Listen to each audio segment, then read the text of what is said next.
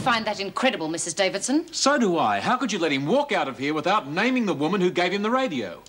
Well, we know Lizzie took the radio. I see no point in punishing the woman who had the good grace to return it. He still should have told you who it was. It appears he's siding with the prisoners against us. He is trying to win their confidence. Whilst I do not approve of his methods, I do understand his reasons. Besides, it could be of great advantage to us to have someone in whom the women completely trust. You mean you're just going to let him go his own way? For the time being, yes.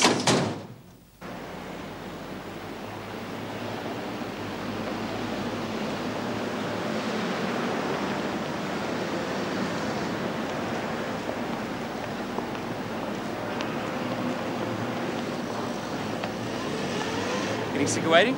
Just a little. How did you go? Oh, pretty good. I think I got the job. You're a bit of an oddball, wanting a job like that. Working the mine sounds positively archaic. Oh, I don't know. I think I'd enjoy it. Besides, it gives me a chance to get away from Melbourne and from Dad. Chance to start a life of my own. Will your dad be mad when he finds out you've drawn out all your savings? Who cares? I don't know. I can do what I like now. No more study. I'm as free as a bird. I'm really looking forward to being able to start studying again. Good. Well, there's some of my son's textbooks. He won't be needing them any longer. Oh, terrific. This should give me something to get my teeth into. Don't look like they've been used much. Didn't your son finish his studies? No. Anyway, you get started on those. In the meantime, I'll draw up a curriculum for you with the education department. There is one problem. Yeah, what's that? Well, the women I share my dormitory with never stop chattering. The recreation room's like Flinders Street Station. Where am I going to study? I've already thought about that. I'm hoping to have the library facilities here extended. Apart from yourself, there are one or two others who might be interested. With a bit of luck, I'll have you all transferred into the same block. Oh, that's a great idea. Then we could all study together. Yes, and it will keep you away from some of the more disturbing influences around here. Like who? Oh, B. Smith, for example. Bee's all right. She just likes to have her own way a bit too much, that's all. But you'd sooner be in a study group on your own, wouldn't you? Oh, yes. Yes, I'd like that very much. I'm back, Mum. Oh, hello, Carolyn. I just came across to see if I could help your mother at this unhappy time. I've told her there's nothing she can do. I've just made us both a nice cuppa. Pour yourself one. Oh, I don't think Mum's really up to visitors just yet, Mrs. Seymour. Oh, the chat'll probably do her good. Bottling it all up inside's not the thing, you know. Better to talk about it and get it out of your system a bit. I don't want to talk about it. Besides, I was just about to take Mum down to the doctor's to get her some sort of sedative, so if you don't mind... Oh, well, if I'm holding you up... Well, maybe we could have a chat later in the week when Mum's feeling a bit better. All right then, dear. Now, don't you forget, Vivian, if there's anything you want, you only have to call. That's what neighbours are for. I know how much you'll miss him, dear. But there's a rainbow after the storm. Thanks for calling in, Mrs. Seymour. It's really very kind of you. I'm always willing to help. Always been the willing horse, as they say.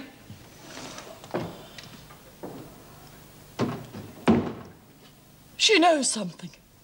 What do you mean? That remark of hers about the rainbow after the storm. She knows about the insurance money. She's suspicious. No, she's not. She just means that eventually things will seem better, and so they will. How can they, when we know what really happened? We won't get away with it, Carolyn. Someone will find out. Not if you keep your cool, they won't, Mum. Now, why don't you go and lie down? You look exhausted. Oh, I couldn't sleep. Maybe I should take you down to the doctor's to get a sedative. I don't want a sedative. All I want is for this to be over and done with.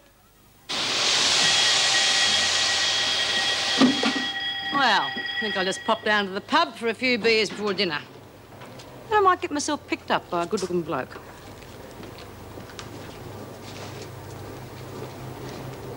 Ah, B. Well, what do you know? No sooner said than done. Picked up by a good-looking bloke.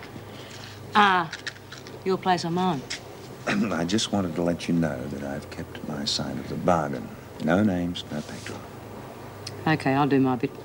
I'll have a word with the rest of them in the recreation room tonight. Fine, tell them it. Hello, Vera. Busy day? No, see you tomorrow. Looks like he's getting on your goat, Vera. What's the matter? Hasn't he played the game your way? Get yourself ready for dinner, Smith. Oh, I was going to have some fun with the bloke instead. Here, Mum.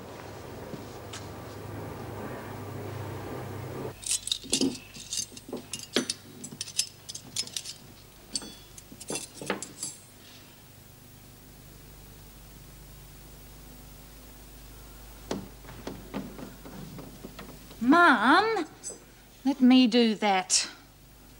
You check the meat in the oven for me. Oh, I'll get it. I couldn't bear any more condolences. Carolyn, no matter who it is, please, please don't let them in. All right, Mum. I'll tell them you're resting and can't be disturbed.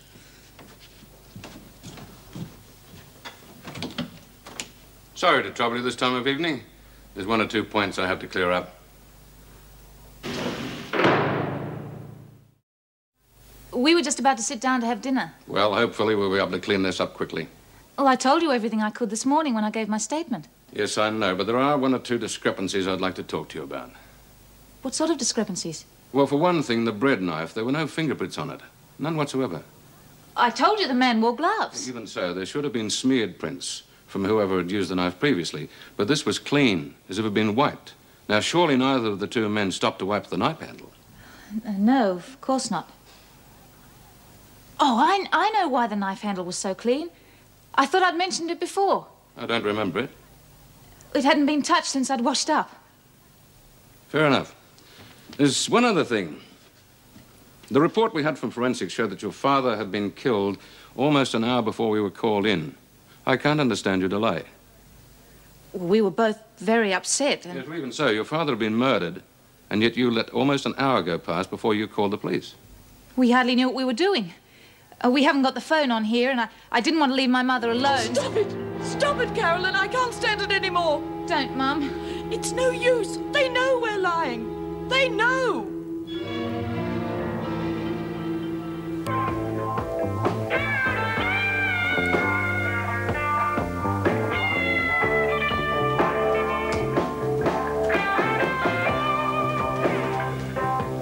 Sharon should be here soon.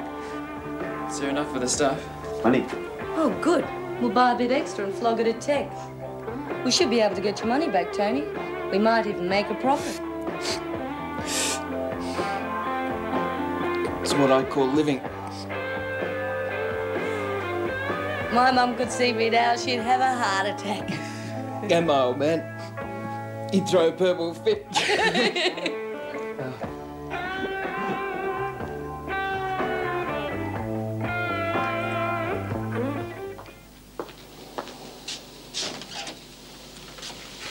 Oh, I'm sorry. I thought the light must have been left on by mistake. No. Still at it. Come in, mate. You're not usually here at this hour. I got the distinct impression that you couldn't wait to get out of the place each night. Yes, and after some of the reactions I got here today, I get the feeling there are those who are hoping that when I go home tonight, I won't be coming back again. So you're going to hang on in here, sleep on the desk? I don't think it'll quite come to that. No, I'm still having problems getting this radio station project off the ground. As you said, raising the funds is the hardest part. Yes, I can imagine. Do you really think you'll get the women interested? I've got to get them involved in something. Something more constructive than constantly battling with the screws. Oops. Sorry. Authorities.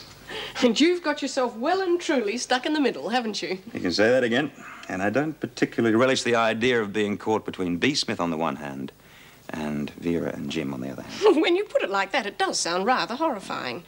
I gather Jim and Vera aren't very fond of you at the moment. Yeah, well, that's something I'll just have to put up with.